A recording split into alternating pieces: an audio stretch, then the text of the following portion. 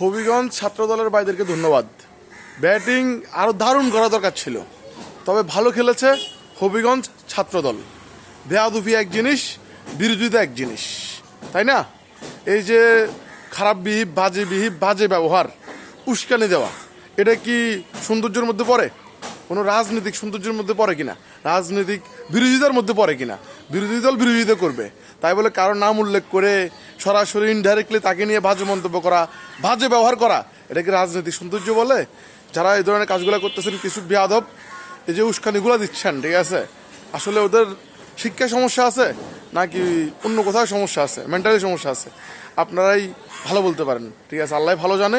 কিন্তু এখন থেকে যারা উস্কানি দিবে, যারা বাজি বিহেভ করবে, তাদেরকে একদম টোটালি প্রতিরোধ এবং প্রতিবাদ করতে হবে, সাইজ করতে হবে, একদম টোটালি সাইজ করতে হবে, আর সুযোগ দেওয়া যাবে না এদেরকে।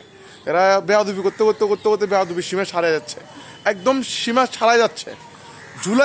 জুলাইয়ের কারণে কাউকে তো বাংলাদেশ লিখে দেওয়া হয়নি, এরকম কোনো সার্টিফিকেট দেওয়া হয় নাই, যা খুশি তা করবে, যা খুশি তা বলতে পারবে, এরকম কিছু দেওয়া হয়নি। আপনি বিরোধিতা করেন, কিন্তু বিরোধিতারও কি আছে, একটা সৌন্দর্য আছে, তাই না?